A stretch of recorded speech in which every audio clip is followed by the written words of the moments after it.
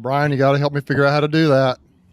I know. I need to Google it, and I got so sidetracked earlier today that Yeah, I forgot to look it up. that's okay. Well, hey, everybody, welcome back to another episode of the Stream Team Beekeeping Chat with Brian and Greg here. We're glad you're here. We already have 86 folks watching, and we are almost 3 minutes in. So that's so exciting to see everybody on here. And tonight, I think we're going to have a fun video. We're going to talk about some Q&A type stuff. We're going to talk about kind of where everybody's bees are, what's going on, and also about a upcoming stream team that we're going to have in 3 weeks. I was privileged to hit a pretty big landmark last night, actually. If I'd known I was going to hit it last night, I might have done the one we're going to do in 3 weeks today, but I didn't know that was going to happen. So we're going to have we're going to have some giveaways. I've already been talking to people, some really nice things we're going to be giving away in 3 weeks from now, and talking bees, probably talking about honey harvesting and things like that, and just sharing in fellowship and giving a few things away. So that'll be a lot of fun. But hey, I really appreciate all you guys for being on here tonight. We all appreciate you being here and support this community. I just cannot emphasize enough how awesome this community is, and it's so good to be a part of it. So why don't we talk about what's going on in our different worlds now, guys? Why don't we start with you, Greg? How are things going on up there in Hopewell, Ohio? The next person that says swarm. Oh, oh my. All right.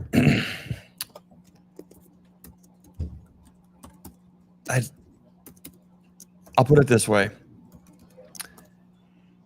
We had the most veteran beekeeper I think that I have ever met.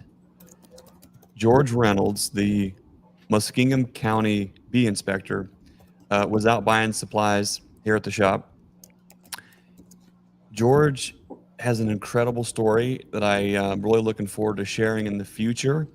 For now, I'll just say this. He's been keeping bees since he was, I think, 12 or 13.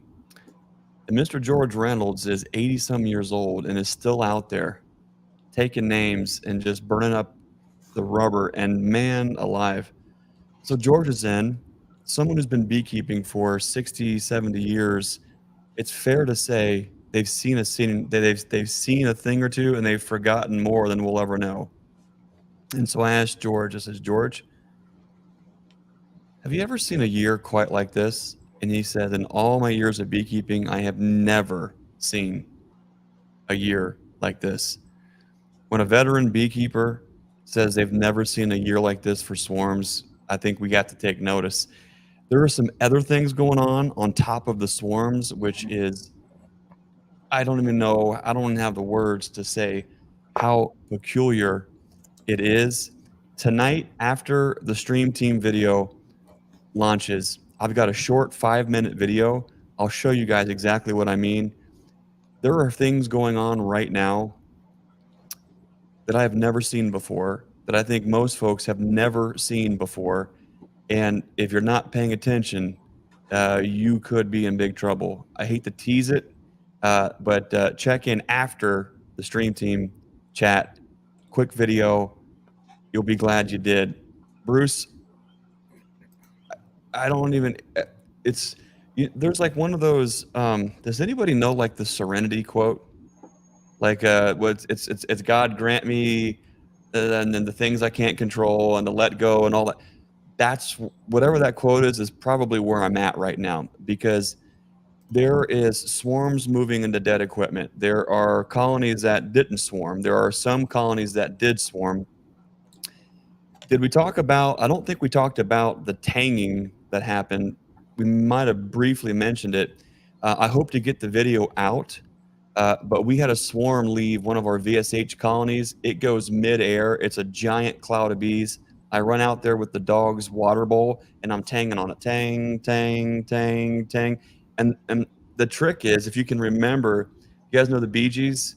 You can tell by the way you no time to talk. 220 beats per minute.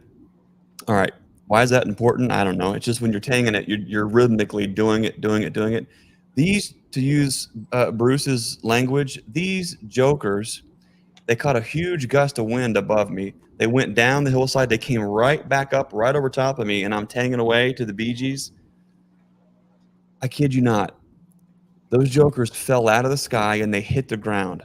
Half of them hit a clump right in front of me, right where I had this. I actually had one of those. I quickly grabbed it from the shop. We had one of those premium hive kit singles, which has the Apame bottom board, the wax dip Propola box with the new feeder and new top from Apame. A gorgeous premium hive kit single. It has the queen right dowel on the back.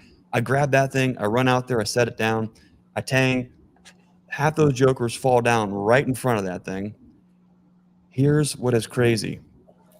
The other half, more like 3/4, they went back to the colony they came from and were bum rushing right back in the colony.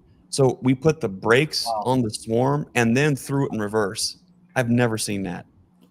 It's been one goofy thing after another. We talked a while back about the swarm on the colony right here by the sawmill that I was fine, go. Your early swarm, fine. And you were grafting in it. We have grafted and grafted and grafted out of that thing.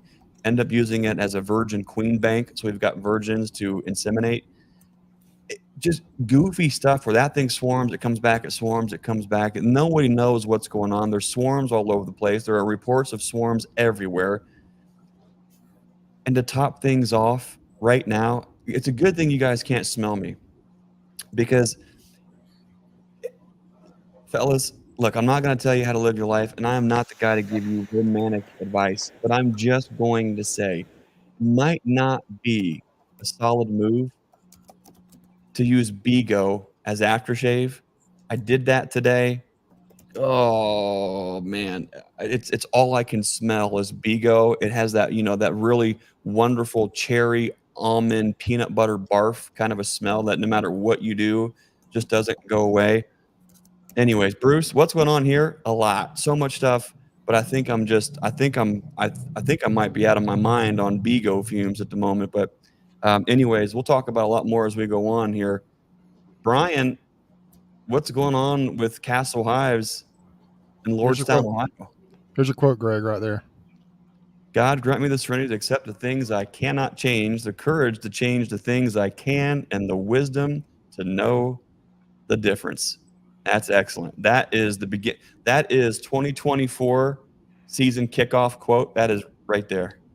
Yeah. Awesome. We need to make that our theme quote, because that's about how it is. That's about how it is. Yeah. And the honest folks are admitting it. Yep. That's right. All right, man. Well, Brian, what's going on in your neck of the woods, man? Well, I was able to go through the colonies yesterday. The stronger ones, they got supers. So I didn't, I had recently split them and moved the queens. So I didn't really dig into them just to check, because I started out of curiosity. I pulled the second frame in, not the outer, but the very next one. And in the very first colony, pull it up, and there's a big old juicy cell there. So I didn't even check the other ones, just because, I figured from the last time I saw them, they were almost capped. So like right now, they're probably, oh gosh, I'd imagine they're probably going to be emerging out within the next few days, timeline wise. So I got supers on those, though. I mean, those colonies were so darn busy, it was ridiculous. I walked into the yard yesterday and just looked, and I got video. It's just an insane amount of activity. So they all needed, when you guys see how the landing boards and that looked on those Apame, they have that white like platform kind of landing board that goes down. On 3 of them, literally all lined up, it was just the solid white landing board portion was just coated in bees. So, they needed the room. I got that done, checked on some other things. I ended up, I have one of the queens. So I got interesting story. I'll tell part of it, but you'll have to watch the video for the other. But one of the queens in the packages that I got from they were what, Georgia, down home Georgia. Um, I have never. I sent a picture to Anil of one of the brood frames, and also Matt. You know, Matt and Sarah. I have never had brood frames as loaded as what that Joker is laying up. It literally, I mean, there was literally just a smidge portion on the upper corners where they had nectar. And other than that, the entire frame was brood. And the cells where she didn't hit, they had backfilled with nectar. So I ended up, just to keep her laying, I moved 3 frames out of there to another production colony just to boost them. So I got a little bit of work done yesterday. Um, Thankful that I did, because I mean, like Greg said, this year up here is just, it is something else. So good stuff though. You know, I'm hoping from the other signs I saw, they're bringing in the nectar like crazy. So I think I hit it just in time. So I'm, at least I hope. But you know, we'll see. I plan on also with my supers. I didn't have all the equipment with me, but I 3D printed up some entrances for one of the supers. So I'm going to have a deep and then a medium, and then the medium above that, I'm going to drill a hole and I'm going to run an entrance. You know, I'll have an upper entrance in a super just for them. But I didn't get that done. And then shortly after, once I got through the colonies, it was downpouring raining again up here. So, you know, that's been the other thing that we've been dealing with up here. So I think in the last week we've gotten almost 2.5 inches rain up here, Greg. Wow. Yeah. So, but it's busy. You know, it's busy. So it's good though. You know, I can't complain about it. I mean, this year we're a month early as compared to where we normally would be, and I'm not going to complain, because that just means that we can get into the bees a month longer this year. So, yeah. Now, besides hitting this milestone that I'm sure we're going to talk about here tonight and in 3 weeks and all this, whatever, uh, what is happening down in Dothan, Alabama? Well, it's been busy. As Yappy said when I talked to him a few weeks ago, I said, Yappy, are you busy? He said, a little bit. So I would say that pretty much sums it up for me. I just wanted to. We got Brian Lee watching from up in Alaska right now. Brian, I sent you a picture on your What? messenger. So if you could maybe throw that up there, and if you can download it in here, we'll show Brian up there. While he's watching the stream team from Alaska right now, Brian Lee is. What? Him and his family are on a cruise, an Alaskan cruise. So that's pretty cool. That's nice. Wow. But anyway, I'd just like to kind of recognize, we got a lot of familiar faces in here, maybe some names that we may not recognize, but we just appreciate everyone being in here. We're at 166 watching right now, and I imagine that number will increase a little bit. But for those who got in here early, we're going to go ahead. We talked a little bit about it already. We're going to have some giveaways in 3 weeks the next time it's on my channel, and so tune in, and it's going to be some awesome, I think, some really nice things that we're going to be giving away, and just, you know, for appreciation for all you for being here as part of our community. But anyway, down here in Dothan, Alabama, what am I doing in Dothan and the surrounding area? We are going to pull honey this weekend. We're going to pull our spring harvest. I had a young man. His name is Jeremy Hartzog, and he is often in these chats, and he's in here tonight, I believe. He's a local kid, a local guy right here, and he just got into bees, I think, last year. But he has quickly learned. There's a little bit of a seasoned veteran when it comes to beekeeping here locally that's been teaching him, and he's been helping him out. And so he has a lot of really good knowledge about bees, and he helped me this past Friday. We went through the Applin and the Slocum bees with him, and we got the honey boxes. We moved them to the top, put queen excluders at the level where I think we're going to need to have them for the tallow, the summer flow, and then we put the honey supers on the top. So this, I guess in a couple of days, we can go back out there and actually pull the honey very quickly and easily. Most of the hives have that we're going to harvest from have one box. Some have two, and I think one or two have 3 boxes that are ready to go. But I counted a total of 56 boxes we're going to pull this coming Friday, which that's probably going to be about my biggest spring flow we've ever done. And the tallow is not kicked in yet here, but it is just a few days away. I think people are predicting about the 15th of the month it's going to be kicking in. So we're within about a week of the tallow kicking in, and that's when the fire hose turns on, the honey comes rushing into the hives. And so we're harvesting this coming weekend for 2 reasons. Number one, we need to get, number one, I need some honey because I'm out. And number two, we're going to try and clear up a little bit of comb space. Those bees will have plenty of room to put honey, although there will still be a lot of boxes on the hives. So a lot of the ones we're leaving have honey in them. It's just not capped or not quite ready to go. And so, they'll be bringing in the tallow honey, whatever's going on during that time of the season, and kind of mixing it in there. It's going to be a really nice year for honey, hopefully. Now, you mentioned rain. We have been pretty dry here for 2 or 3 weeks now. I've got a little rain coming in. Of course, possibly, rain's going to come in Friday and we're going to be pulling honey. So maybe it'll be out of here either early or maybe it'll not come till late, but it's not a lot of fun doing anything with bees in the rain. But we got to get it off the hive so we can actually pull honey on Friday. And then Saturday, we're going to actually extract. And this year's going to be a little different. My buddy Rusty that I usually extract with at his place, I actually purchased a Cohen uncapper, a queen line uncappers used. I think I got it for a pretty good deal, and we're going to be able to hopefully move more efficiently and more quickly. But it's going to be almost an entirely different setup. We've done a couple of big things to hopefully streamline so we can move faster and get more honey done, with fewer people required. And so that's what we're going to try to do. We'll see how it goes, but stay tuned for that. As far as how the bees are looking themselves, they're looking really pretty good. I've got some really nice, strong, tall colonies. There are a few that I think may have swarmed. They don't have as many bees in them as I thought they would. They've still packed honey in this spring, so hopefully they'll keep doing that. And if they have some new queens in there, hopefully they'll catch up. Most of them have brood in there that's going to be emerging soon, and hopefully by the time the tallow really kicks in, they'll be going strong. But I think we're going to have a lot of honey this year.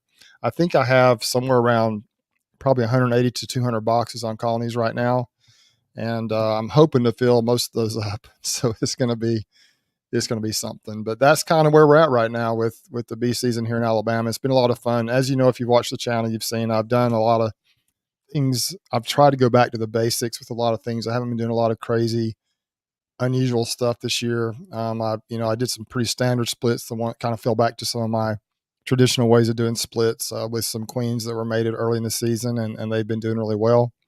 And I've resplit those. I actually was able to graft, and those queens for the most part took. And then we tried some queen cells, but these are all techniques I've used in the past that have been successful, except for the grafting. That's something kind of new for me. So, but it's game on, man. I'm busy. I think about, even when I'm at work doing what I'm supposed to do, to make a living, I still, whenever I can, I'm thinking about how to improve the honeybees, the bee business, and also how to improve the YouTube channel and how we can, do some things and continue to grow this community here. When I was in Utah, Ian checked in a little while ago. I posted it up there, but Ian, for some reason, I can't think of his last name. Oh, I'm sorry about that, Ian. But Ian is from there in Utah, and some other folks met with me. We had a nice group of folks, and we talked about the community. They were kind of saying, a couple of them were telling me that, I just kind of feel isolated. I just wish there were more beekeepers that I could communicate with to learn. And certainly, one of the first things I told them was, that's why we're doing this. That's why we're having lunch together. That's why I want to get everybody together so you guys could meet each other and be able to form a community right here in Utah where you can help each other out and kind of get to know each other better and learn from each other.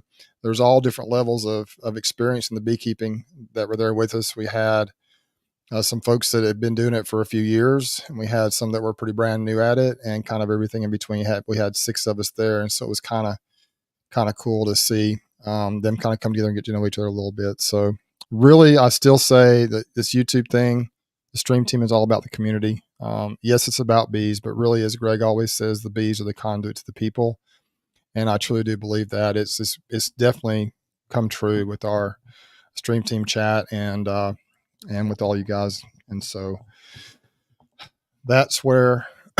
Oh yeah, Nice. there's some pictures from Brian right there. That's him on his cruise.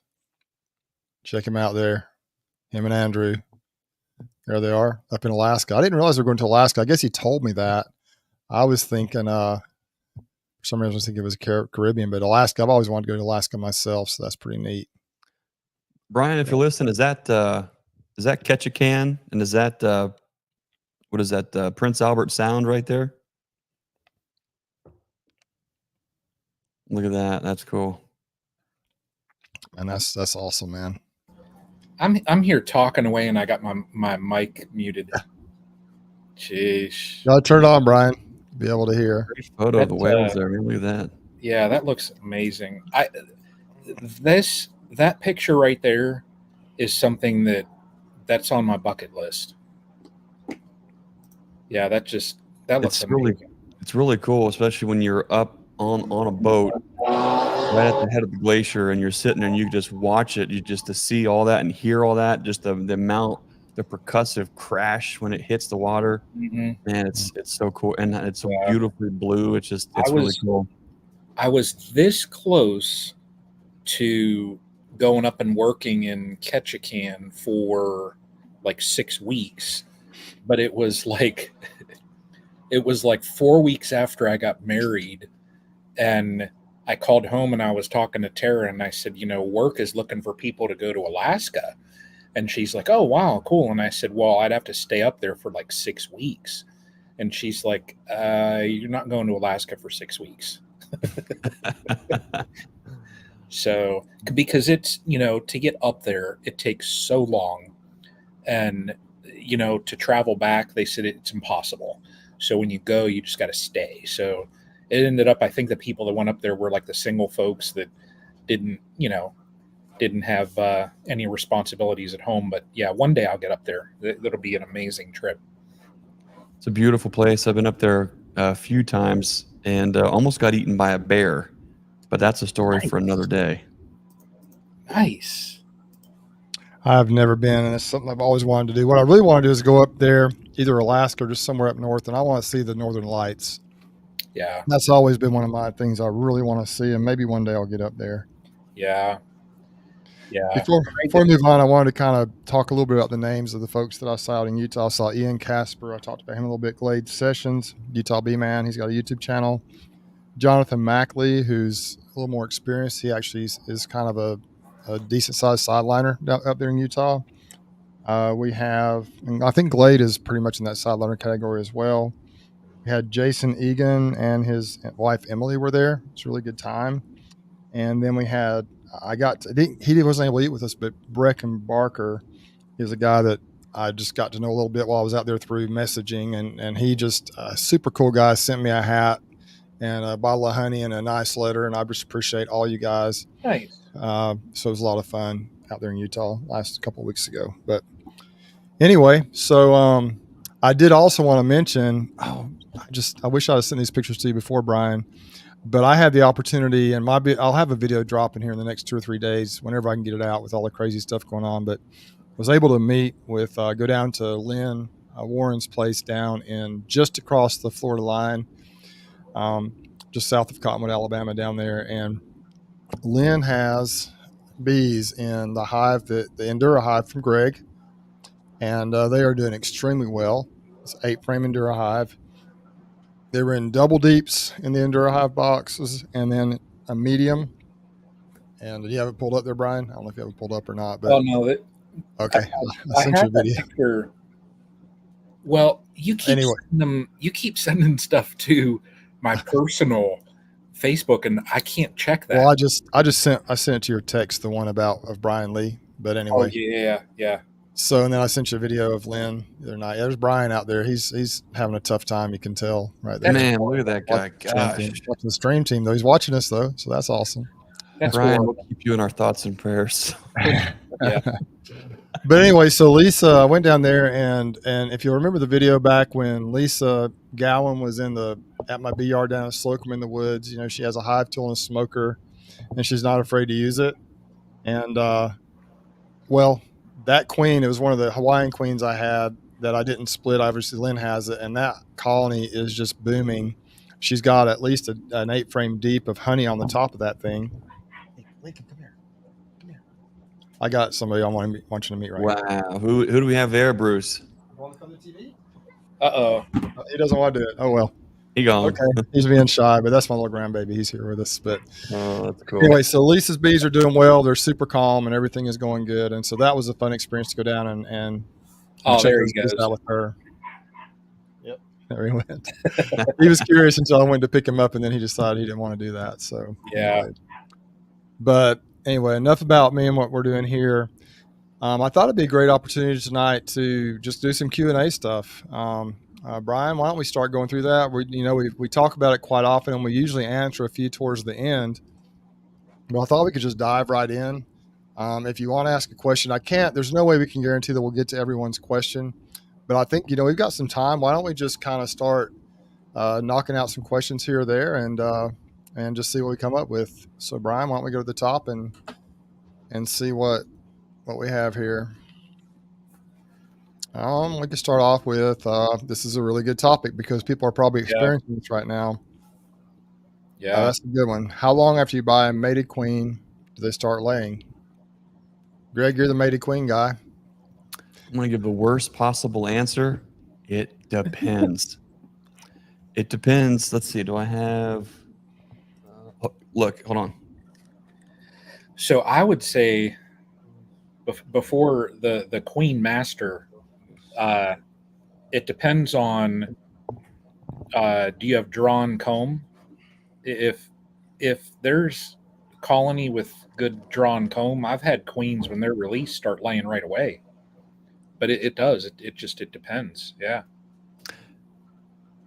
I won't spend as long as I probably could, but I can't find a basic 3-hole Denton cage, but a lot depends on what your queens are going to come in. Are your queens going to come in a California mini like this? Are they going to come in a JZ-BZ like this, or the standard wood 3-hole Denton? If you look at the amount of candy that's going to be available on these, how fast she's released is not just based on how eager the colony is to release her. There are little nuances that some folks may or may not be aware of. Is the candy packing makes a huge difference. How this candy is packed in that tube, if it's really, really hard and dry, if it's extremely soft and wet. Long story short is you're not going to know the moment she's released from the cage. But on average, on a JZ-BZ that I think is packed nice, packed well, you've got about a 3-day release, okay? After that 3-day period, sometimes the queen will start laying immediately. Sometimes she is so eager to lay, you'll see her coming out and she's got an egg right off the back and she's ready to fire away.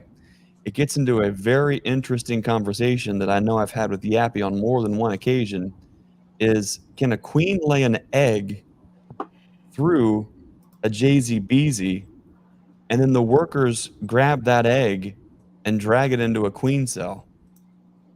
Weirder things have happened. Maybe we'll talk more about some of these weird, goofy things later. But if a queen is released on average 3 days out of the cage, she could start laying right away, but not necessarily. It may take her up to 7 days to get into the swing of that. Why is that? Maybe she needs nurtured a little bit. Maybe she needs a little bit more nutrition. Maybe she's smarter than all the books that we read, and she's not going to start to lay until the colony has that overall vibe that says, okay, we have the bee bread, we've got pollen, we've got nectar, we have everything that we need inside this colony to take care of the babies. Now start laying. I've seen it time and time again, different size splits, different mating newt configurations. Until there's enough assets and resources inside of a colony, they may shut that off.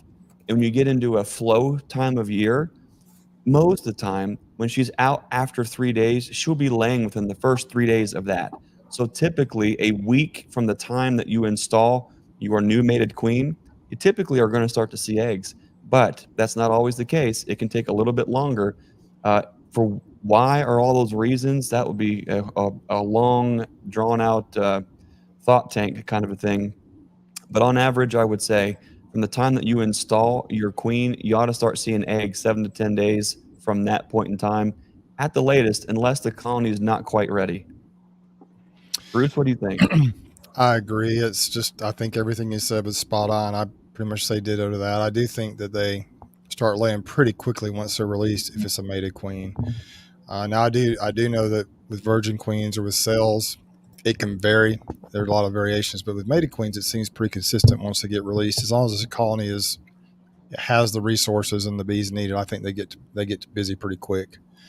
I wanted to, before we move on to the next question, I'd like to just say, Brian, thanks for the super chat.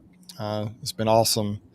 This whole stream team thing and the whole YouTube thing has been a lot of fun. And we have Brian Bennett here. Thanks so much for the $10 super chat. Also, David Miller, thanks for the super sticker. We got Greg. Thanks so much, buddy, for the super chat, super sticker.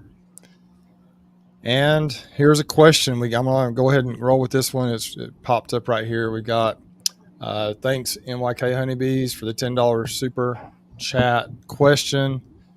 I see a lot of people mention rain and flow. Can you talk about how it affects nectar flow? How long before the nectar is replenished again? We had rain 11 out of 13 days here, and the flow seemed to stop. That's a good question, Greg, and I'm not really sure. I just know I like to see some rain coming in during the entire season. I don't want to see it every day. To me, it just seems perfect if about once a week or so you have a nice little rain, soaking rain, like an inch or so, a half inch to an inch, or even an inch and a half, just something to keep everything, the roots, enough nutrition and water in the roots to provide the nectar flow. But I am not sure of the science behind how you can tell how it actually affects the flow. So what are your thoughts on that, guys? Brian, what do you think? I'm no authority on this. I've heard people discuss this before, and I have heard people mention 2 days. That when things get all washed out, I've heard it mentioned that it takes 2 days for things to get kicked back in. Whether that's true, I do not know. And I think, Greg, it was a conversation that you were having with Ed, is who was talking about it. It's probably been 2 or 3 years ago that you guys were talking about the rain, and I was like this, kind of listening in, like, what are they saying? So it's one of those. Ready? I wish I had a drum roll. The answer is it depends. There it is. It depends. Like right now, we've got rain. Like right now, we had severe storms come through and tornado watches. And yes, we got a lot of rain, but when you have the heavy pelting rain, I think that is the worst, because I think that harms the bloom, and it can also, I think, wash out pollen and potentially nectar. Now, this is a question for Fred Dunn. So remember last week we mentioned we wanted folks to stop what they were doing, go over, find a Fred Dunn video, and comment that Greg at the stream team requires his expertise. Do that again, and we need to get Fred over here, and let's bring in nectar. How does rain affect nectar in the time frames? And we'll get Fred to talk like Fred Dunn and give all the answers like he does. It'd be perfect. That'll be one more little thing. I think we need to get a honeybee mystery show going on and have Fred over and talk about these really detailed things. Here's what I can tell you. I don't have the book science on this, but I have the field observation. What I see here is if we get the rains at nighttime, there's Eli. That rascal's getting big. 13 pounds now. Holy smokes. Look at that dude. Holy cow. What I was going to say is that when we see heavy rain in the evening, it doesn't seem to affect the plants as bad unless it's destroying the plants. If we see heavy rain during the day, then that is affecting the flow for a lot of reasons. But what we've been having is, yeah, we've had rain during the day. The video that we're going to release tonight, right after the stream team chat, I'm talking in the rain. I'm out working the colonies. I'm in the rain, but it was just a pitter patter. It was like and your shirt's getting wet out there, but it's not enough to wash away the nectar from the plant. And it also matters what type of flower is on. Is the flower going up or is the flower hanging down? Right now, when we've got black cherry and we've got black locust and we've got those are all hanging down like this. Blackberry's kind of up and open. I think that one's a little bit more vulnerable. So, Anel, I don't know that I'd have the answer for you, but what I can say, what I see is when we have rain at night, we have honeybees gathering during the day. But when we have rain during the day, they are losing quite a bit of time on that. But even after the heavy rains, the bees were right back on the black locust and the cherry today, working it really, really hard. Today, I think is one of those. If you had a way to actually measure, if you were weighing the colonies through the day, I think today is probably one of the biggest gain days that we're going to see for the flow, probably for the entire year. If you're not supered up right now in a big way, I think you're going to be sorry. Yeah. They've had a couple of good comments. Some blooms close up at night, and some may just be starting to open. So I think it depends also at the stage of the bloom, or if they do close up at night or during the day, because that is true. Some flowers have kind of got some of that stuff figured out. Do you guys have mimosa trees? We do. It's everywhere. Yes. So mimosa is a beautiful example. We have one at the homestead behind the house, and when you wake up in the morning, it's all tightened up like this. It has these beautiful leaves, and it's all tightened up, just all in one long stem. And then there's dew on there, and as the sun comes up and you hear the birds chirping and you're drinking your coffee, you can almost watch it just start to fully open when the sun hits it. That's gorgeous. Perfect example. Cool. The flowers and plants are doing the same thing, pumping up.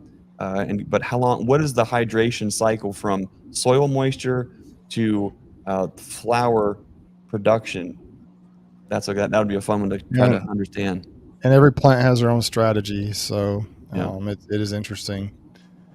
Tar Heel Beekeeper says, "Can you talk about fixing a laying worker?" I'll go last because no one's going to like my answer. Bruce, what do you think? My answer might be similar to yours. Brian, okay, what do you think? What's your answer? So, I messed around with this one time before, just so that I could go through the process and learn the process of correcting it. The whole entire process to correct the colony and get everything kind of in like a homeostasis, so everything was all in balance again, it took close to a month. I had to introduce brood frames, and basically what the brood frames will do is the pheromones will start to suppress the ovaries, so you stop the laying worker from laying. And before you can put the queen in, you got to get I had like those wire push-in cages, so I had to get brood frames from another colony capped over and put the queen on that area. That way, that brood, when it emerged out, they would accept that queen. And it was a process. Like I said, it took me about a month. I will never do it again. The colony ended up not making it anyways, because up here in Northeast Ohio, when you literally lose an entire month where you're messing around with a colony, you can't afford to lose that amount of time up here. Anymore, when I find it, the last one that I had, I walked it down into the woods, shook everything off, and I just threw the frames in other colonies. Yeah, that's become my strategy. I step away from the hives a little ways, and I just shake all the bees out vigorously, and I go slap that box onto a strong colony and just roll with it. I know there are methods that work, and if you have one or two colonies, it might be worth trying to do that, but it's just hard. One other thing to consider, and Greg, I think I'm right when I say this, Brian as well, many times there are more than one laying worker. It can be many workers in there that are laying. And so I don't think that just one laying worker snaps into laying mode and takes over the colony. It's not like that. It's like there can be many bees and they're laying. And so if you do take it a ways away and shake the bees out, those workers have kind of snapped into, in the best way, trying to save the colony, into their own queen mode, and they probably won't be able to find their way back. And if you put the box on a stronger colony, the bees will find their way into another colony that are just flying back. The laying workers may not even come back. And if they do, the bees at the new colony will take care of business and they'll figure it out. And what I found is that usually when I do this, if you put it on a strong colony, just an empty box, empty box, we shake all the bees out. The bees in the box below start working it. They figure it out. They kind of fix things and they roll with it. I also know that some people will just take that laying worker colony and stick it on top of another colony and just rock and roll with it. But I prefer to shake the bees out, is what I prefer to do, and then let the bees kind of figure it out.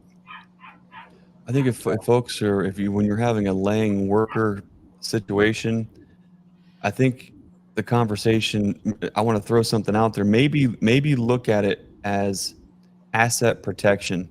So at the point in which you figure out you've got a laying workers, plural, scenario, I think you have to go into asset protection mode. What can I do to protect the asset? Well, what are the assets inside of this colony? Inside of a healthy colony, it's my opinion that, of course, the queen is a great primary asset. You have sealed brood is a significant asset in the colony, but also is the drawn comb. So in a scenario with laying workers, you have no queen. And if it goes too long, you have no capped brood. All you have is workers and drones, and that becomes a real problem. And so a lot of folks get into the habit of trying to save the colony because it's a box of bees and they think it's a unit and it's an individual asset. So I got to do everything I can to save the bees that are in here. But the long and short of it, those bees have a 45-day lifespan. It's highly likely by the time that you catch a laying workers scenario, you're looking at a box of bees that literally has a death sentence of 1 to 2 weeks left of life for the most part, except for the drones that they're laying, which, by the way, are sexually viable. So in my mind, if no queen, that's one of the greatest assets, that's out the window. And we have no capped brood at that time, that's out the window. The only asset really left to protect is the drawn comb, the pollen, the nectar, the things that are inside of there. The bees that are still left in that colony are the least valuable, in my opinion. So at that point, it's one of those nuke them and let God sort them out. It's shake them and let the bees sort them out. That's what I do. I don't even go past where they're at. Right in front of the colony, shake them off onto the ground, and then I'll take the box and the resources that they were in, and that goes on top of another colony that can move those frames forward. There's always somebody that needs a box, or they could use a little extra food, or we're protecting the asset by putting the drawn comb and the pollen and the honey on a colony that can protect it from hive beetles, protect it from a robbing frenzy, things like that. And what I've always seen is the bees that we shake out on the ground right there, even if those bees, like on a 4-way pallet, even if those bees want to go to the colony over and go in, it's done and over with. There's no problem. We are not spreading a laying workers mentality. If anyone who's raised kids, sometimes your children will have circles of friends, and there will be a friend in that circle who just has a bad attitude, right? Or they start something or an attitude, and it spreads to the next one, and then it spreads to the next one, and it spreads to the next one. And next thing you know, you have this entire friend circle of kids who now they're talking a certain way, they're acting a certain way, they're all being knuckleheads because of one. So in my mind, let's not let those things get that far. If it does, shake them out, let the bees sort them out, move the assets onto something that can grow that as an investment. Outside of that, how do we prevent a laying worker? Sometimes you don't know what's going on until later, but that is where it's worth keeping open brood. If you're not seeing a queen come back, you're not sure when in doubt, throw some eggs on a colony. They'll tell you what's going on. In that scenario, I think the open brood prevents them from going into laying workers, but I've never seen the presence of open brood revert laying workers.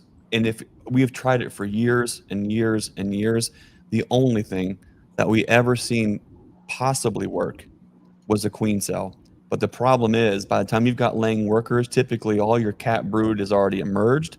You drop a queen cell on there, and if you are grafting, you know the time frame. But if you're cutting a queen cell, removing a queen cell from another colony, when's that rascal going to hatch?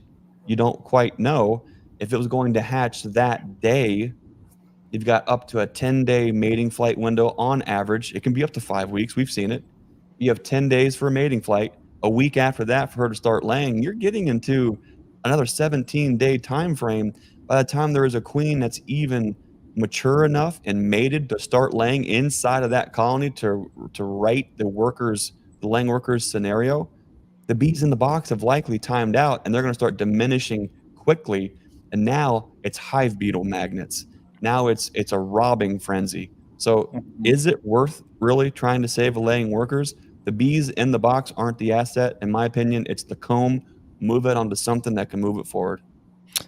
And those bees can actually, they'll go into other colonies and just kind of be adopted, and they'll be able to contribute, whereas in a laying worker situation, they're just on their way out. They're just becoming, they're really quite worthless, honestly, unless you can get it rectified. But I think it's also similar, when you open up a colony and you just look inside and you see nothing but drone brood, typically that's laying workers or a drone laying queen that is not, her eggs, she's shooting blanks, so to speak. And so I treat it the same way as what I do, just shake them out and then just slap it onto their colony and they kind of fix it. Good stuff, man. Appreciate it. Dominican Beekeeper says, I asked the question, when using Honey Bandit, do you have to remove the queen excluder or does it work with the excluder on? Honey Bandit, Bego, Honey Be Gone, any of the bee repellents that you use when you're harvesting honey is Wife what I Be assume. Gone. You might as well just call it Wife Be Gone, because if you smell like I smell right now, I'll be lucky if I'm allowed to sleep on the couch tonight. Well, I know I use Honey Be Gone, and it smells actually kind of good, and I think that Honey Bandit is kind of the same way, but 2 or 3 of them, maybe it's the Bego that smells really bad, and so that's probably what you're talking about. I would never use that stuff. I don't know. Greg, you need to get something that smells better if you're going to use it. Which one smells better? Honey Be Gone does, and I think Honey Bandit smells pretty good too. There are 2 or 3 of them that they smell kind of like cherries. They actually smell pretty good. Honey Be Gone. It's the same guy produces that, Scott Derrick, that produces Swarm Commander. Oh, and okay, he produces a swarm attractant and a swarm repellent. So it's pretty cool. I think maybe I'll give him a call. Honey Be Gone. Honey, Honey, the letter B, and then Gone. But yeah, answering this question, I actually use, I have used bee escapes, and I have a big stack of those. But it's hard for me to get out and put those on before we harvest. You got to put them on a day or two ahead of time, and so the last couple of years, I've pretty much used the Honey Be Gone, which I think is the same concept as the Honey Bandit. And, you stick the fume board on top. Another thing that works well if you don't have a fume board, I've used this when I forgot my fume boards or just need to go do a couple of colonies. I didn't have one with me. You can take just a regular towel, like a towel that's large enough to cover the top of a hive. We have some old kind of beat up just bath towels out in the garage, and if you fold them to fit the tops of the colony, you can spray those things with the bee repellent and lay them on top of the hive, and it drives them out really well too. So anything to kind of get that smell evenly dispersed across the top of the colony is good. It's best to do it when it's hot if you can. It just takes a little bit longer if it's not super hot or there's not sun shining on the fume board. But that is very effective to do that. You can move pretty fast. You need to make sure it's sprayed really well. But the question is about the queen excluder. So typically, like right now, Friday we're going to go out, and most of my colonies that we're going to take honey from, there are a few boxes between the box we're going to harvest, which we placed on top, and then the actual queen excluder, which we just placed it on Friday. Some of the boxes have a little bit of brood in them that'll emerge and refill. But I've just driven them right down to that queen excluder. I think they'll go through that. It may take a little bit longer if there are a lot of bees up there, but with the fume board, you can drive them through. Theoretically, you could lift the box up, take the queen excluder out, and then set the box back down and put the fume board on top. But it works pretty well. Like the next time we harvest, we're pretty much going to take everything above the queen excluders. It should pretty much all be ready to go then, and so. We won't be lifting all the boxes off, removing the queen excluder, and then driving them down. It'll work pretty good, in my opinion. That's how I've done it in the past. Like I said, now the Queen Excluder does slow them down a little bit. They have to kind of work through that thing, but that's what I do, and it seems to work pretty well. I usually have problems with fume boards. At least the times where I've tried to use them, the weather's not quite right. And it'll be an overcast or a cloudy day, and it's like I can't put enough on there, and there's all it does is upset them, but they're not leaving the boxes. With the triangle bee escapes, it seems as though if we give a day per super, then for the most part they're out of there, and the rest can just leaf blower or bee brush and then move the boxes. But well, the bee escapes are my favorite, really, because there's just less stress on the bees. I mean, you're not just running them out of there. They kind of they work their way out of the box on their own. But man, it's just you got to make a different, a separate trip out there, and I just simply don't have time to do that. I think too, Greg, you should try the Honey Bee Gone. Get rid of the nasty smelling stuff and just see. The bees absolutely hate it. And I will tell you, when I use that on the fume boards, like I spray so much on there that when I set my fume boards like in the barn and let them air out afterwards, it like drips onto the ground. I mean, they are really covered in that stuff. I just spray it, make sure it feels, it's got a lot of it on there. But and some colonies, it's just, there are no absolutes. Some colonies are more resistant. They just they don't move out as much as others, but most of them, it'll drive them right out. And we always have a leaf blower there handy. So we leave it on there for say 5 minutes. I've got, I think, 6 or 7 of them, something like that. So we'll just slap them on the different colonies going down the row. Well, by the time we get to the 7th one, we come back to the first one, and they've probably moved down. So we take that box off, move it to the next box down, and just keep going that way, rotating.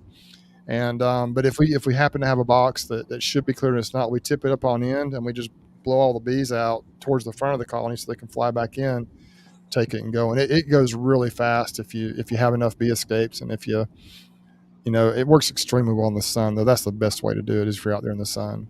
Greg, I thought you were switching over to all flow supers. You laugh, but I mean, they take forever. I think we'll always have a flow super in learning yard just because it's cool. But man, can you imagine having can you imagine having 10 flow supers to pull? Good night. You would have to end up having buckets with the tubes going just straight down into the bucket, open them up, let them go, and just go back and close everything up is how you'd have to do it. Yeah. Awesome. I hope that answers your question, Dominican beekeeper. Thanks for asking. And, we're going to move on down the list here.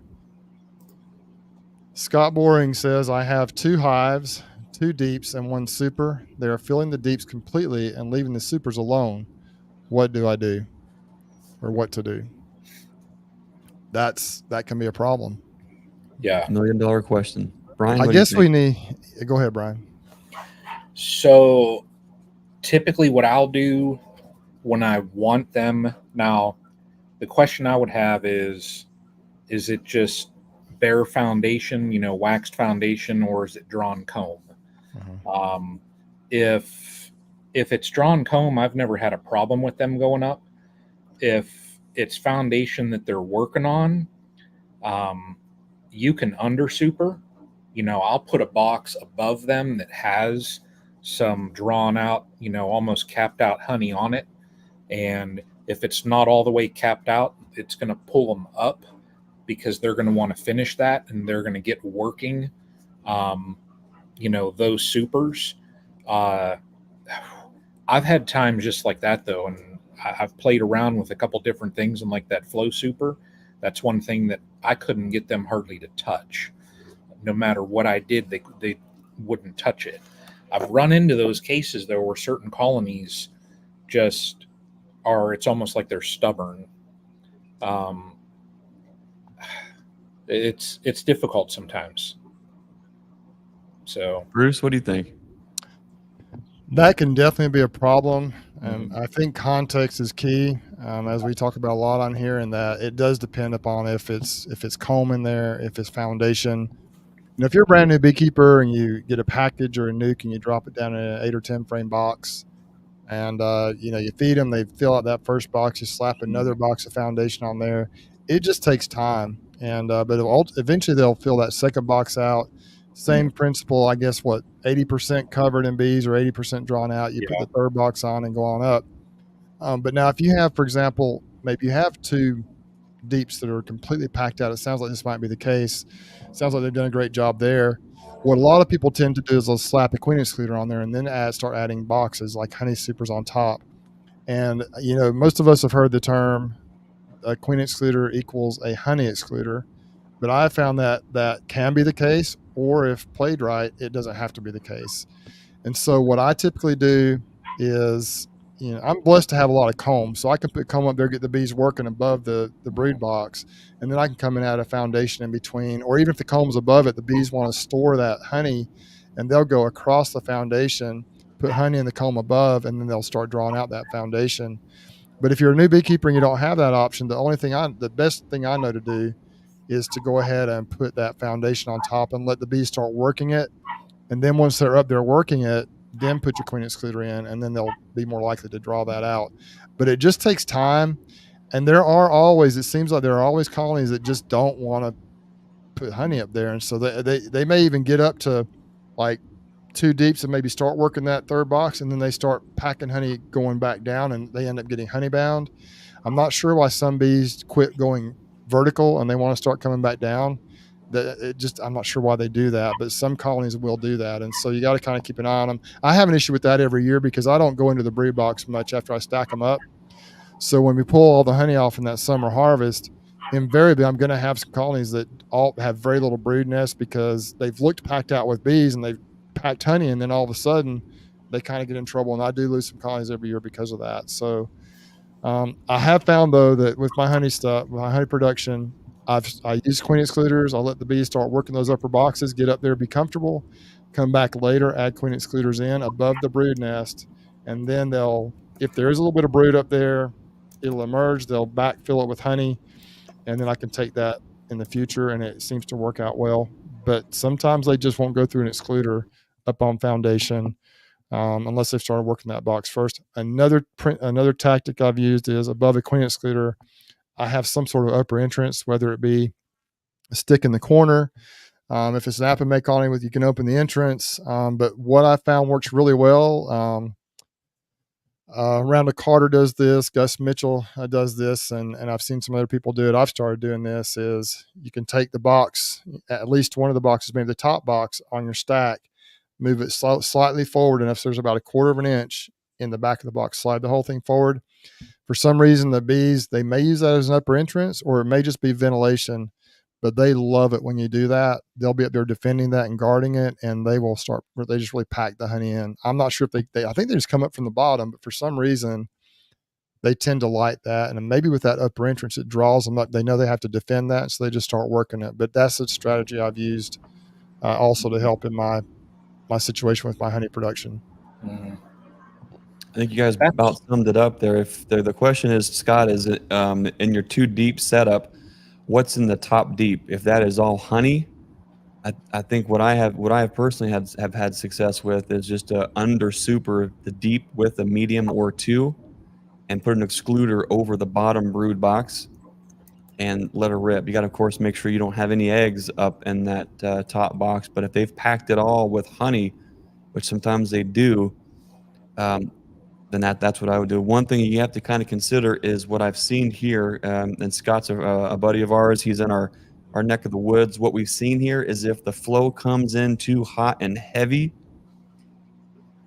it's almost as though they're bringing the groceries in and throwing them on the kitchen floor and just piling them up rather than taking the time to unbag them and put them away. So when you get in those heavy flow situations and they don't have enough places to store, they'll put it everywhere where they already have comb somewhere, and that becomes a real problem because they'll start plugging out a brood nest, and I just totally blanked out. Did you see that? Yeah. Wow. While you're collecting your thought here, Greg, watching this. Glade Sessions, Utah Bee Man says if they don't want to go up, then put the empty box between the two deeps for a couple of days. Once they start working it, then move it to the Nice. top, and that's a good strategy as well. Yep. I like that. That's a great strategy.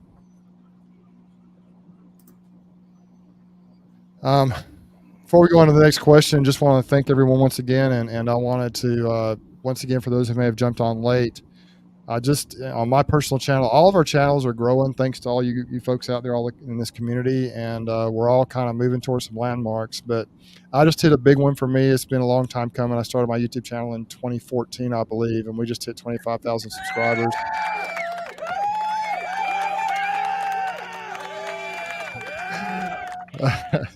And so I'm real thrilled about that. I appreciate everybody. I hope you keep watching, and hope it doesn't fizzle out. I hope it gains even more traction. But 3 weeks from tonight, we're going to do the stream team again here at Bruce's Bees, and there's going to be some pretty significant giveaways. We're talking thousands of dollars worth of giveaways, at least 1,000, probably multiple thousands of dollars worth of giveaways. I got to talk to some folks, but it'll be worth watching in and tuning in. Of course, we're going to talk about bees. I don't ever want it to be about me or about prizes. I want it to be about the bees and the things that we're seeing with the bees. But we will take a few opportunities there to be able to give back to you guys who have been so supportive of my channel and of the stream team of our beekeeping chat, all three of us. And so we hope you'll join us. We hope it's a big night and a good night of celebration of the bees and of this community. So I just wanted to kind of here in the middle of the video, I wanted to hit everyone with that who may not have been tuned in early. And so you could, what's coming. And I will be, we'll be posting a little bit as we always do when we get the videos ready. This is something I may open a can of worms here, but Brian and I talked a little bit about this. Before we put these videos out, I like to do a thumbnail, and I usually get on Canva and we make a thumbnail, and each of us does a little bit different. That's part of the creator aspect of things. But I thought I would open this up as an opportunity. If you go to my channel, there is an email on there. Also, you can go to Bruce Jenny, BruceJenne on Messenger, and you can send me, if you have a really beautiful picture that you've taken in your bee yard, maybe of a sunset, of just some really cool pictures, shoot those to me, and I may pick one of those for the thumbnail for that chat. I'd like to get you guys involved somehow. I'm opening a can of worms here because if I get 1,000 of those, we got to pick one. It may be a little difficult, so don't be offended if I don't pick yours. But I thought, because sometimes I'll use the stock pictures from Canva. There's some really beautiful pictures on there.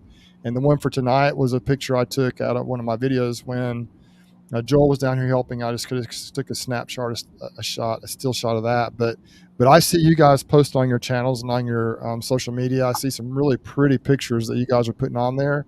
And if you'd like to have a chance to have one of your pictures as a thumbnail on my next stream team chat for the 25K celebration, just shoot it to me, and we'll see what we end up with. I can't guarantee it, but we're going to look at some of those, and maybe you'll come up with a much prettier picture than I'll come up with if you do that. What I just heard, to paraphrase the last 5 to 10 minutes, is Bruce is going to give away $50 worth of items. He's sending the rest to Northeast Ohio. And then he wants me also to go through 993 emails and select some photos for a thumbnail. We'll figure it out. But anyway, just to let you know, I thought I would just open that opportunity up if you want to do that. And I can't guarantee anything, but I know there's some really beautiful places in this country and across the world where people keep bees. And here in Southeast Alabama, we have some beautiful spots, beautiful sunsets, and some really cool stuff. But hey, if you have some really bees in some really neat places, shoot me a picture and we'll give it a shot. And I think it'll be kind of fun to do that, at least to look at them, whether or not we use one. Okay, let's move on here. Russell Kootman says, Bruce, do you have a drying room for your supers? And I'll be the first to feel this. No, I do not. Typically, if it's capped, I just roll with it. We don't check our honey a lot. I mean, I've got the refractometer and I check it. Every time I've checked it, it's been within the range where it needs to be. A tallow can be a little bit wet if it's a rainy season and it's real humid down here. It can happen. I probably should have a drying room, but I just don't. I don't have the setup for that. And where we harvest it, Rusty doesn't have a setup for that either. I've done this now this is going to be my I think my 11th year. I started in 2013, and I've never had issues, knock on wood, of honey that I know of going bad or fermenting. Sometimes it is a little bit wet, I do believe, but I think it's every time I've checked, it's been within the range of acceptable honey. Sometimes it's really dry and it's really just perfect, and other times it might be a little bit on the high end. But I've never had issues with it fermenting or going bad, and people still buy it. They still like it, and they tell me it's really good honey, and so I just roll with it. I don't get as scientific as many of you do with all these things. I just can't do it. I don't do it, but it's worked out well for me. I try to make sure the honey is for the most part capped, and I realize that capped honey can be too wet. But I also do the old shake test where you turn it sideways and you just shake it hard. And if it doesn't drip out, or if it minimally drips out, I just haven't had any issues with that. So in response to your question, Russell, I don't have a dry room. I probably should have a dry room. But it's been okay and worked out okay for me in the past. What about you guys? Do you guys worry about that? Do you do any drying of your honey? No, I do the same thing as you. I'll give it a shake. If it doesn't all come flying out, I've never had an issue up here with it being like the moisture content being too high. So last year I had some, in fact, that wasn't even capped. And I was looking at it and I thought, man, this stuff is ready. And it was, gosh, I forget the percentage, but it was low to the point where it was a bugger to spin it. It took a little while longer to spin it in my extractor because it was that thick. So Yeah. I think, Greg, let me know what you guys. Let me know what you think about this. I think sometimes late in the year, like if they're packing honey and all of a sudden, if they're packing honey and then all of a sudden the honey flow stops, maybe they just don't have the resources or really can't cap it. And so they may go ahead and cure it and get it ready. This is kind of my theory as to why sometimes honey doesn't get capped. Like it may stay in the hive all summer long and never get capped. I think maybe if a drought or a dearth hits, maybe they just don't want to expend the resources to cap it all the time. That's kind of my theory. There's no science to back that. But what do you think about that, Greg, when you have honey that's dry but uncapped? Have you ever written down and tried to like project the growth of your bee yard or your business or your family or your finances or any of that? I mean, I wish I did a lot. I wish I did a lot more of that, but here's my goofed up on Bigo brain on that is it possible that when the bees are bringing back all this nectar, that they know what they're putting into a savings account and what they're putting into a checking account? Is it possible that rather than waste the time and energy to get something so dry that it's ready to cap, that maybe they don't and they keep it on there because they're projecting a certain amount of explosion and brood? Or, I mean, are they sounding off and are they doing a roll call? Are they counting heads every morning? Is there a Monday morning meeting? And then I don't know. But is it possible maybe they are anticipating on using that nectar? You know what I seen last year? This is totally hillbilly Greg, just doing what I do best, and that's just share what I'm thinking, right or wrong. As good as a flow as we're going to have this year, I think folks ought to be prepared to see the most severe dearth that you've probably ever seen. Last year, we had such an incredible early spring flow that we had a magnificent dearth, and it was catastrophic for a lot of colonies. Smaller colonies were absolutely getting annihilated by bald-faced hornets, by yellow jackets, things that you typically don't see to be a big deal. But when there's no food, no forage, everybody's hungry and hangry, and they will rob and kill to get what they need. So I almost don't wonder if sometimes if the open nectar in the colony is maybe for, hey, this is our more immediate, this is the fridge upstairs rather than the pantry down in the cellar kind of a scenario. Um, I've never seen open nectar going into late fall, early winter, but I've seen open nectar, or I call it open nectar. If it's capped, it's honey. If it's open, it's nectar. That's not exactly true, but there we go. Bigo brain. I was going to say something. Let's pretend it was Yeah. going to be smart, and you're going to just be like, "Wow!" But You got next to get off question, that Bruce. stuff. I You got to forgot get what I off was that going to stuff. say. Like it reeks right now. I don't know what is in Bigo, but I think Yeah. it's on my beard. I think it's in my nose hole hair. I think it's. I think I'm. Mm. I mean, I even changed my shirt because I couldn't even stand myself. It must be. Yeah, you've got to get something different because the honeybee gone doesn't. And there's several of them that don't smell bad at all, and they're actually almost pleasant smelling to people, but not to bees. All right, next question. My buddy Richard Prager. Richard Prager from up in Eufaula, Alabama says, Bruce, do you and Greg have a strategy on scaling up from hobbyist to a mid to a large scale sideliner? What do you think, Bruce? Well, Richard knows me. I know Richard knows me quite well, and he's been down and helped me some. He's going to help me, I think, this summer with our summer harvest. Just a really good man, a very good beekeeper, and really good for the beekeeping community. He's getting some things rocking and rolling up in that Eufaula area. It's about an hour from here, just doing a great job. Richard is a fireman by trade, and just a great guy. But anyway, to answer the question, Richard is in the process of doing this right now. He started off with just a few colonies, as we all did, and I think he's wanting to ramp it up to quite a few colonies, maybe even a couple of hundred or more.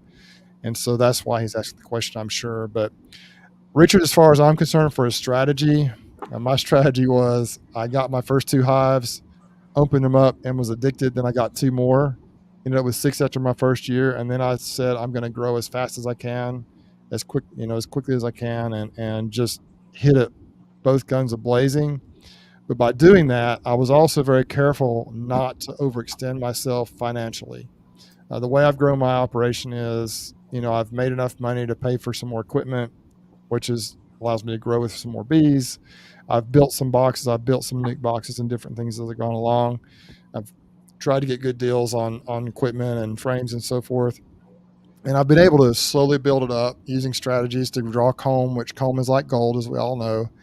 And now I'm up to a pretty comfortable level with equipment, and I've got enough equipment to be where I'm at without ever really having to go into debt. And so, to me, that's a strategy. If you want to grow at a steady rate and stay kind of within your means, that's what I've done, and it's worked out well. Now I say I've got enough equipment. I don't, because I've got I basically have all the comb that I own is on colonies right now. But I do have some more boxes. I do have some more foundation, and I'm kind of just where I'm at. I've kind of met my max peak for this year, I think. One strategy I think that you have to also incorporate and be careful of is not overextending and trying to grow too fast. I've done this like 2 or 3 years in a row. Last year I never did because last year was a bad year. I lost some colonies. It just didn't go well. But what I typically do is I grow up to 140, 150, 160. And then by the time the next spring rolls around, I got like 80 or 100 because I just overextend and I can't take care of them like I need to. And so that's another thing I would encourage you to be careful of. But I know, Greg, you are much more deliberate and intentional with writing out a business plan. You're actually using this to feed your family. And so in your case, you cannot afford to lose half your colonies. You can't afford you can't afford as much risk as I can in my situation. And so you might be a better person to explain that if you're planning on now. I will say mine is a business. Like right now I have money sitting in the bank. I've got enough to buy some more equipment if I need to. Greg, you and I have talked about getting some of the Enduro Hive equipment and frames. I do have some money sitting there that I can use to purchase this if I need to. But I would like to get some honey coming in to make a little more money before I do try to expand. And also time is valuable. You have to become more efficient at what you're doing. You can't waste time trying to do every little thing like what I've done in the past. And so many things to consider. But I'm all over the place with this answer. So, Greg, you are the guy who has the strategy, and you've put together a business plan, and you and Susie have been real good and deliberate about how you've done things. This is an extremely long. This is a question that I think is better answered with time to prep and to outline a couple things. But just quickly off the cuff, something that we talk about a lot in the presentations that we give at conferences and meetings and things like that is when we're talking about splits and swarms and growing an operation and growing a homestead into a business, it's one thing to learn how to create the beast, and it's something altogether to learn how to maintain the beast. You can create the beast.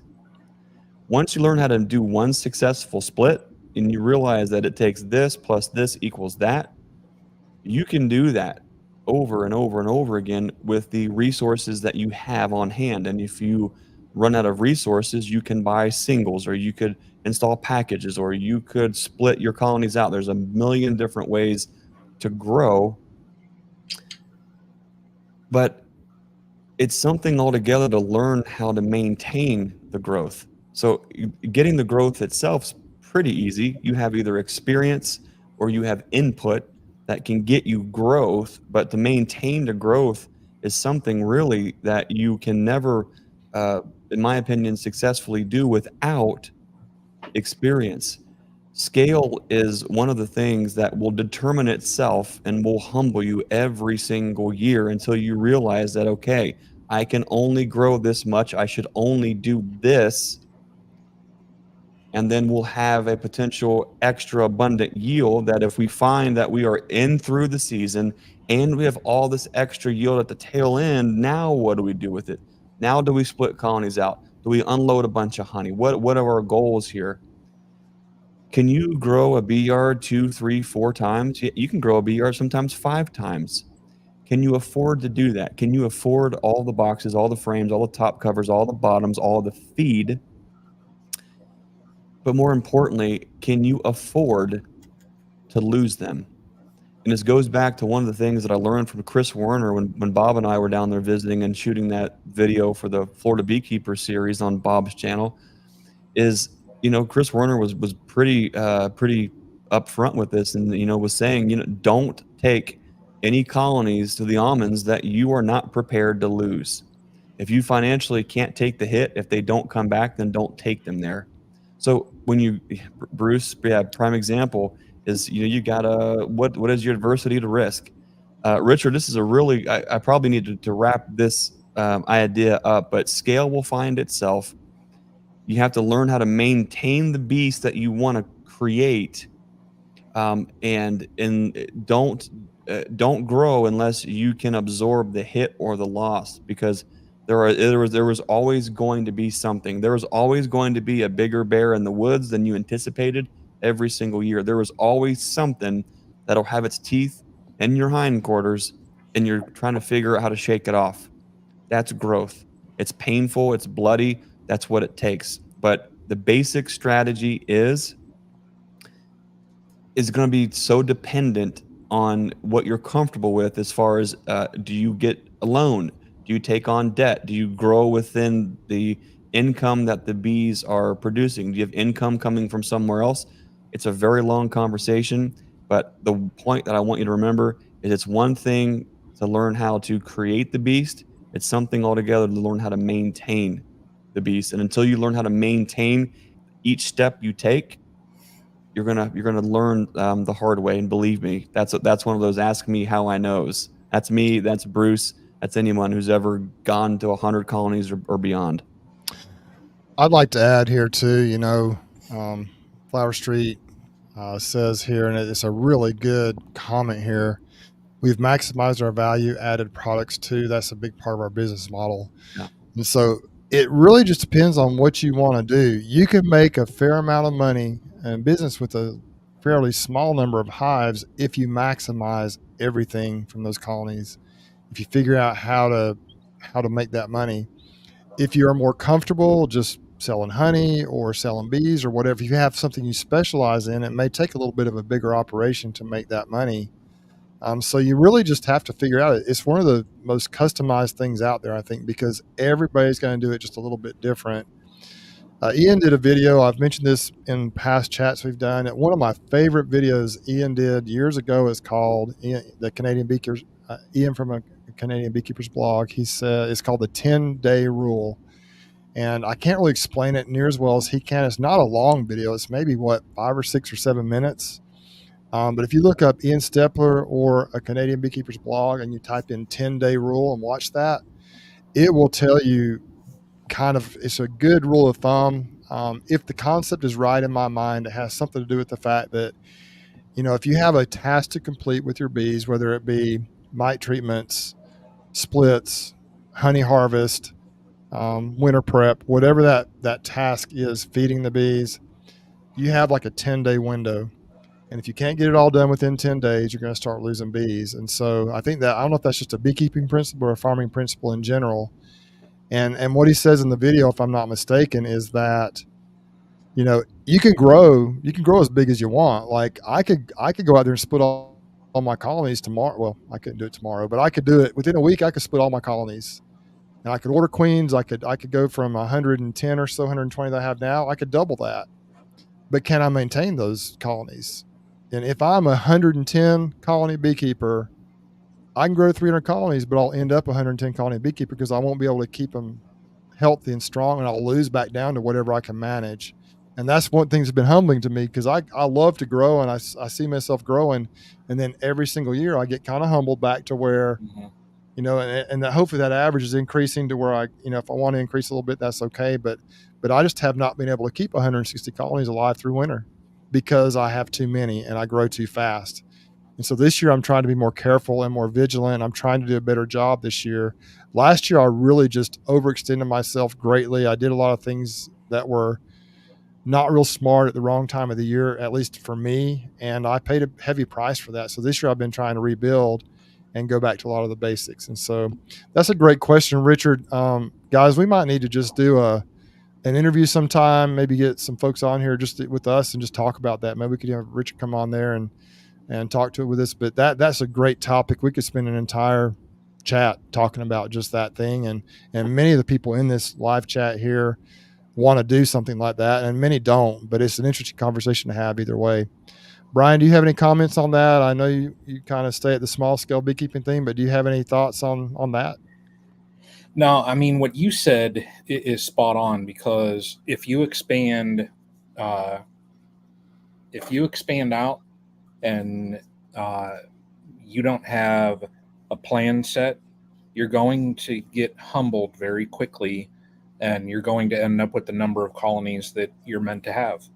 It's just like last year when I even got into the 20s. My problem is I only have X amount of time that I can dedicate to beekeeping. So if I expand out to even 21 colonies, well, how can I properly manage 21 colonies when I only have X amount of hours each week that I can dedicate to bees?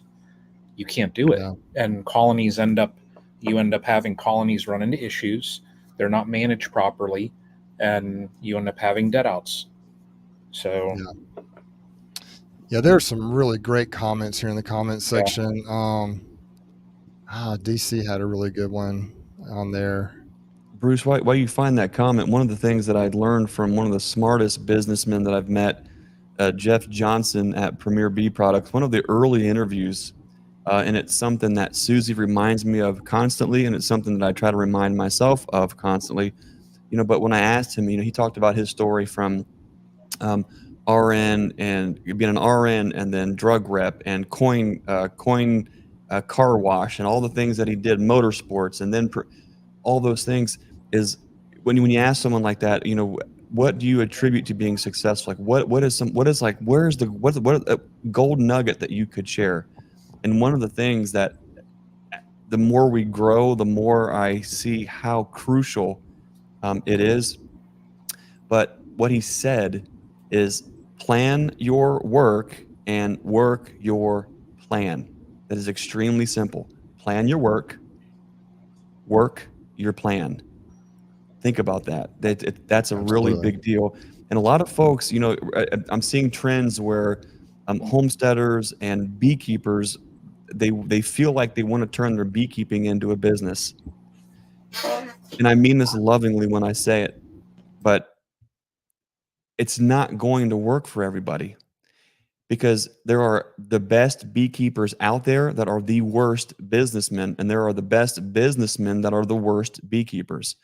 To actually have a profitable beekeeping business isn't just about being a successful beekeeper. There is way more to being successful with your business of beekeeping than just being good at.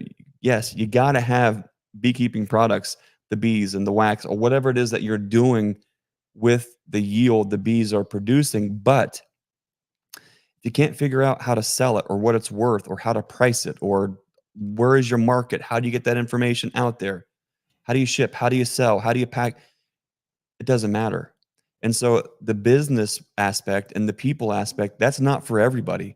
And let's be honest, a lot of beekeepers, we're all goofballs. We are these weird little goof type people. We have our own little nuance too. It's not for everybody to go into business within beekeeping, and that's okay. And if that is where you're at, that you have to accept that and figure out, okay, if I do really think I want to turn this beekeeping passion into a business, dabble into that gently and lightly. I will be the first one to tell you that I missed the days when it was 2 or 4 colonies. 2 colonies or 4 colonies, and you sit out there and it was just about that awe-inspiring learning opportunity where Brian is really trying hard to stay, because as soon as you're looking at every single colony as an asset and a unit and you're projecting growth and you're looking at return cycles and you're looking at debt loads and risk assessment and all those things, that relationship changes. And I don't know that you ever quite get it back, but I love business. I love beekeeping. I love the business of beekeeping. Uh, I'm a goofball. I'm not perfect. I'm not the best one at it by any stretch of the imagination, but man alive, the hard lessons learned along the way, I could bore you guys to tears, but just keep that in mind. Beekeeping and business are 2 different things all together, and you can't have one without the other if you're trying to be successful.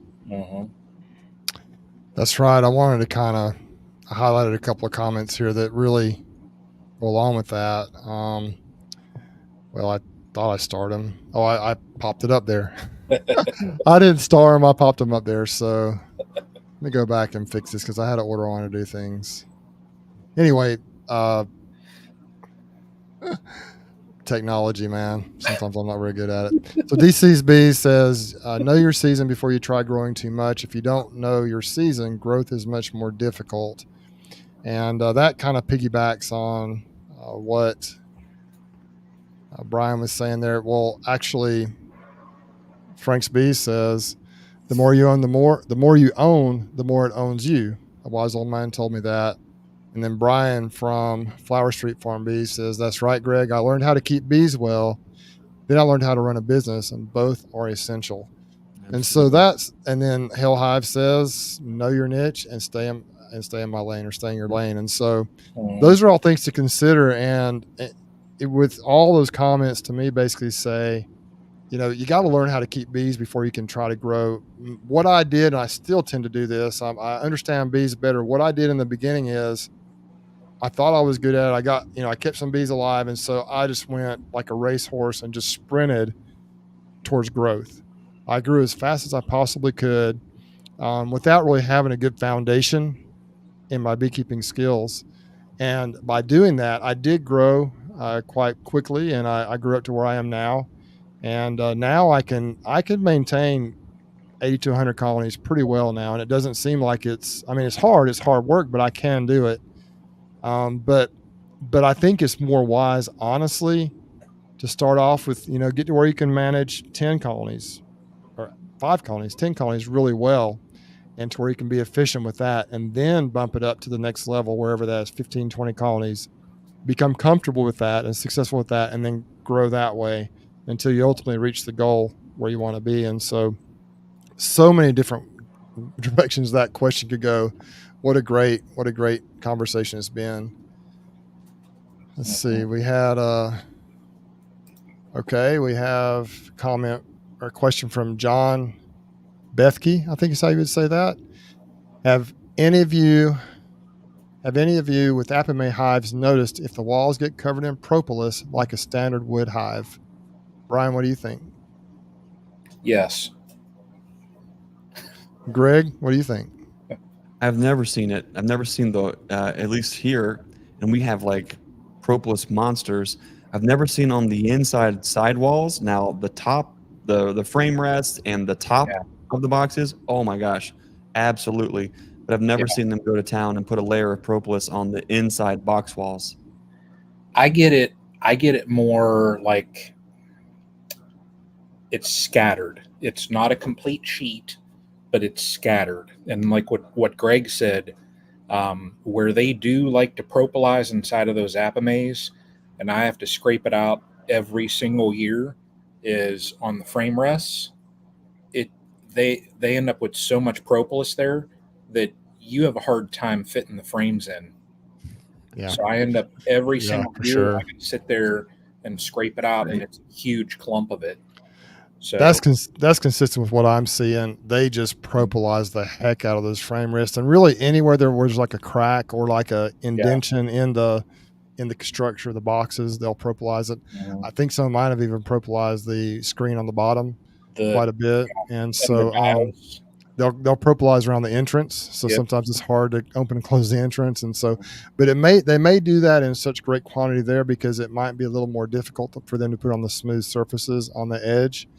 And in kind of joining up with this question, Greg, this would be a great opportunity for you to talk a little bit about maybe just take a couple of minutes and talk about the advantage of propolis, the propolis hive, and kind of what they're doing up at Premier with the propolis hive, and what you're doing with your wax dipped Enduro hives that have the propolis feature. Maybe explain that a little bit to us. Yeah, a lot of folks are seeing a lot more information come out about propolis and the health benefits of having that antiviral and antimicrobial component inside of the colony.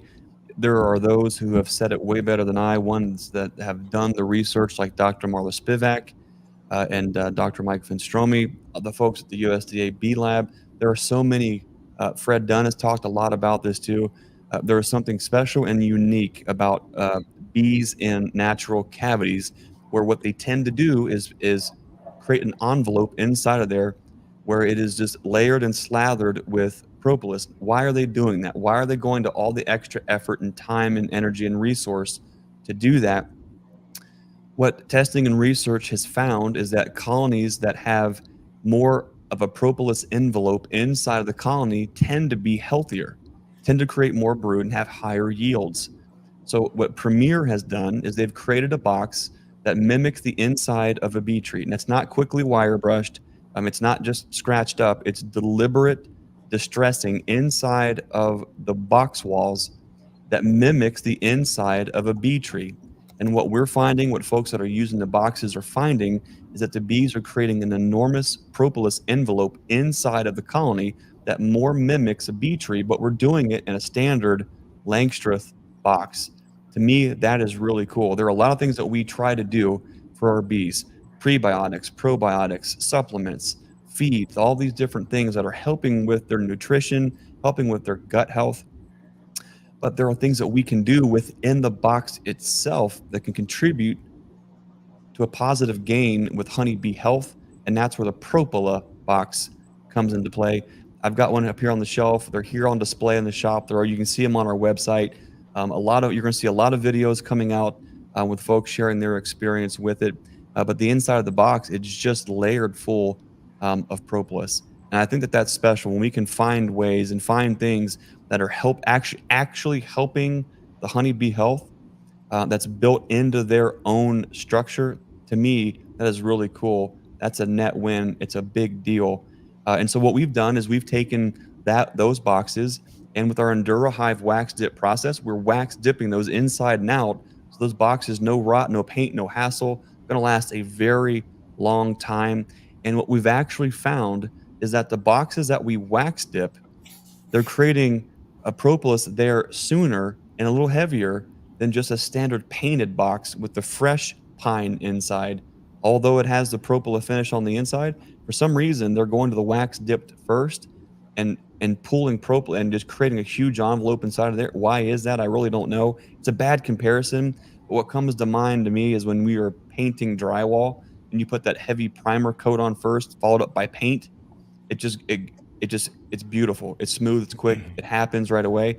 It's almost as though our microcrystalline blend of wax is creating the green light for them to go ahead and just start going to town with propolis. So anyways, that's the propolis box in short. It's a box that's designed for bee health. And we've taken it one step further. We've taken the best box and made it even better by wax dipping it. Can last for a very long time. You'll see a lot of information that Premier is putting out about that themselves. Marla Spivak, a ton of not just YouTubers, but researchers in the field talking about the benefits of propolis and the wax dip box that we do with EnduroHive. Really cool stuff. If you're going to invest in equipment, buy once, cry once. Let's get good boxes that are going to last out there in the field, that we're not reworking, that are not falling apart. It makes a big deal. So that's propolis, that's EnduroHive. You can see a lot more about that on our website at naturesimagefarm.com. You're going to be seeing it all over the YouTubes and socials from a lot of folks throughout the rest of the year. Yeah, I want to just kind of piggyback on that a little bit. I have just a couple of those boxes, and I've got a colony in them right now. I put a colony in that is not very strong, and they're doing okay, but I need to get in. If they don't turn it around quickly, they're going to be on the ground, and we're going to have another colony in there because I think they were struggling to get a queen when I put them in there. But they are beautiful boxes, absolutely. And I've got some wax dip boxes that we dipped years ago.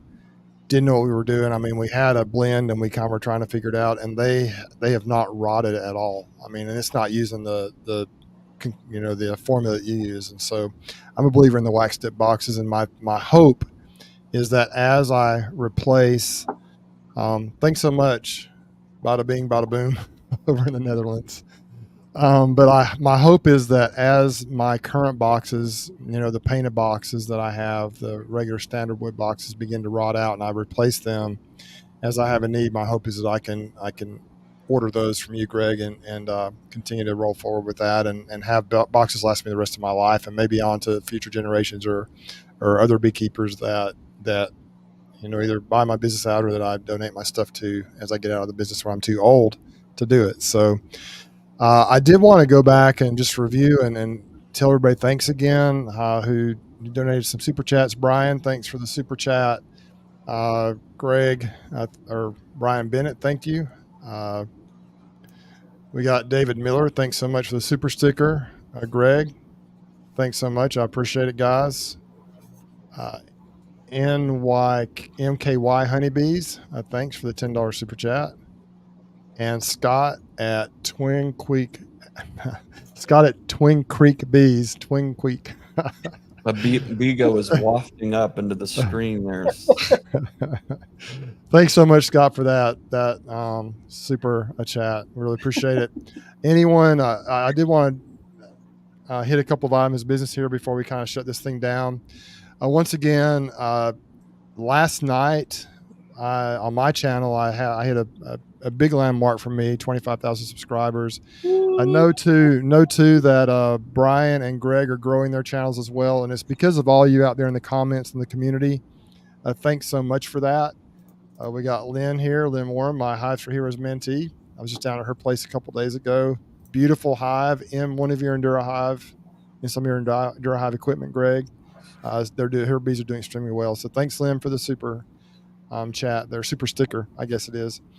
But we are going to have 3 weeks from now, we're going to have, my goal and my plan is to have a really fun stream team beekeeping chat where we're going to hopefully give away hopefully thousands of dollars worth of equipment and prizes. And so it's not going to be only a giveaway, a stream team, a chat, but we will have a few to give away and some really nice items. So I'd encourage everyone to hop on to that live chat and just enjoy the community here. We do appreciate all of you, each and every one of you, for joining us. And I think it's been a real fun chat tonight. We've gotten into some nuts and bolts of some things. We've had some great questions.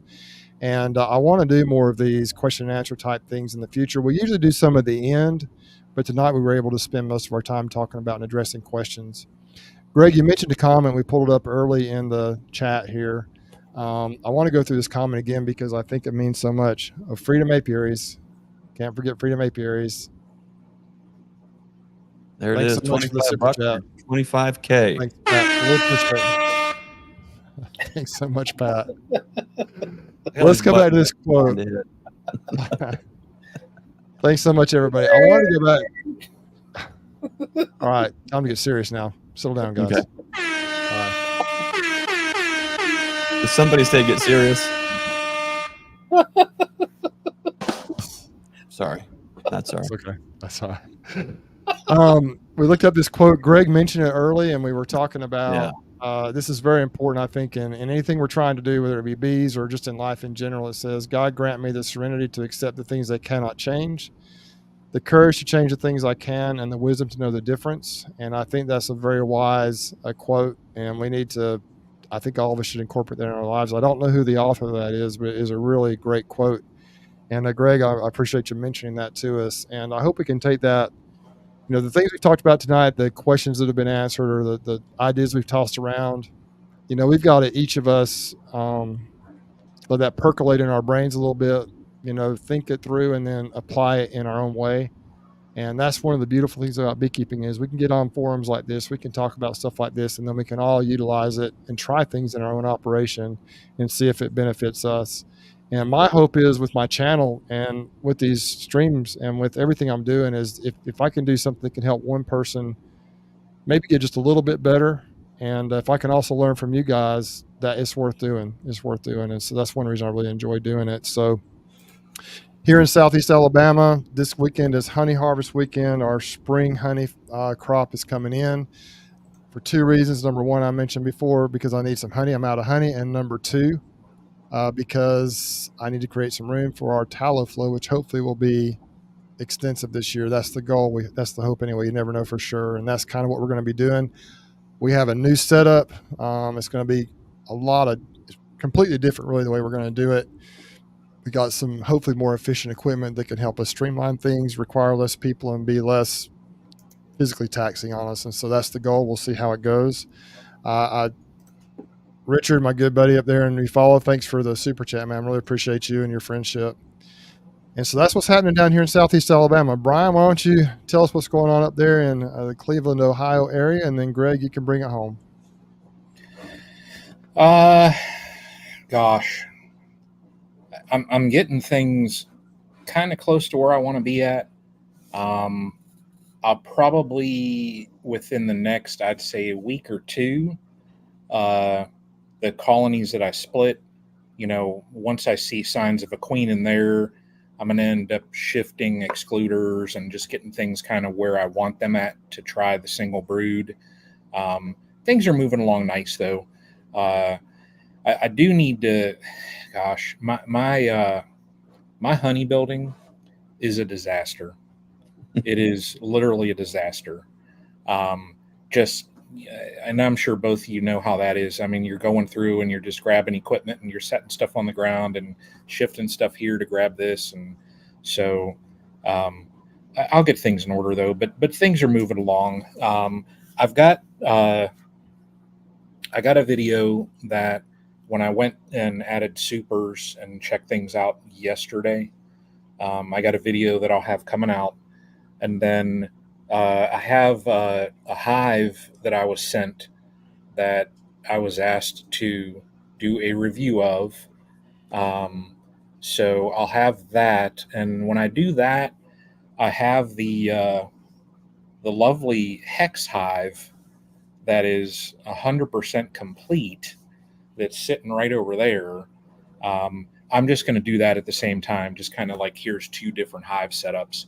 So, and I've got that Apisolus smoker that I need to get at. But, my only thing is up here, the weather has literally just been horrible.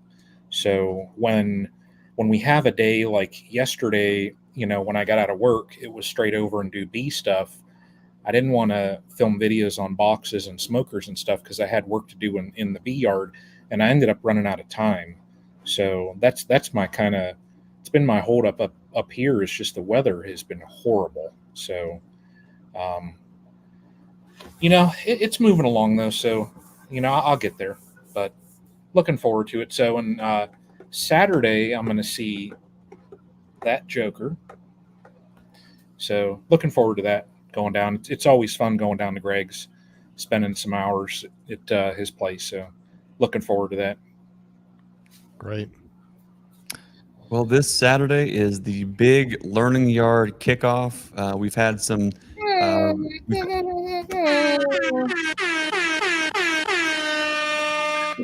We've had some fun with some package demo learning yards for each round of packages. Now that all 3 of those trips are behind us, now we're moving on with the rest of the learning yard, where it's the kind of the combined group. I got to get emails out on that tomorrow just to remind folks. So folks, you'll see some things on the socials. Be sure to check your email and spam folder if you're enrolled in the learning yard. If you bought packages or nukes with us, you're on that list. We'll shoot you an email. But the learning yard is a great way where we can not only just fellowship, we can talk bees right here in the shop, but we take that info right out to the yard and learn hands-on. And what we're seeing is folks that put the time into the learning yard here. It's different than when they've ever learned before at a club yard or anywhere else. We're seeing folks that are in their first year or having tremendous overwintering success to the point to where they're nearly freaking out because now they got all these colonies coming into the spring and they need to split. That's a big deal. And so when you take the time for the people and you make it about them and not the politics, it's a beautiful thing happens. And you can see folks grow in their relationship, in their walk within beekeeping. So the learning yard is a phenomenal opportunity here. Looking forward to seeing all the folks here for that. I feel like maybe this is going to turn into Beekeepers Anonymous. And maybe we open up every single chat. Seriously, though, this is important because it doesn't, I don't care who you are, where you're at, and what experience or skill set you have. There is no way that you have this entire thing figured out, right? There is no way that we have all the answers. You know, for those that believe, we know who holds the answer in the future, and there's a comfort and an assurance in that, but we don't know. There's no way we know all these things. There's no way we're always making the right move with the colony or the split or the queen or the honey crop or the equipment or the cash flow or the business or the da-da-da. There's no way. So there is something extremely beautiful and comforting. Maybe we'll call it the Beekeeper's Anonymous Prayer. Brian posted that it was a clip from a sermon in 1943 or so. But just think about the words, because I suffer through this all the time. There are things that happen in the bee yard or the business that I can't control. And what do you do about it? How much time are you wasting spending on those things that you can't control, that you have no influence over, and are spending no time thinking about you? How much time are you wasting? Time is our greatest resource here on earth. How much of it are you wasting worrying about things that can't worry about you and things that you can't change? So God, grant me the serenity to accept the things I cannot change, the courage to change the things I can, and the wisdom to know the difference. That's huge. I want folks to spend a little bit of time thinking about that. Beekeeping business is extremely hard. But if that's where you're supposed to be, if that's your calling, if this is where your passion is growing into, God's a way maker. The path gets laid out in front of you. You still have to dig in, do the work. You get bruised up, you get banged, you get bloody, you figure it out, you move on, you move on, you move on. But what a great, the Beekeeper's Anonymous Prayer. God, grant me the serenity to accept the things I cannot change, the courage to change the things I can, and the wisdom to know the difference. Until next time, we want to thank all of you for spending your evening with the Stream Team Beekeeping Chat next Wednesday, 8 p.m. on the Nature's Image Farm channel. All right, sounds good. Right after this, jump over to the Nature's Image Farm channel. We'll do an instant premiere of a short video. It's a lot of fun. It's really cool. Until next time, I want to remind you to be the lighthouse and be the change you want to see in this world. We'll see you next time. Thanks for watching.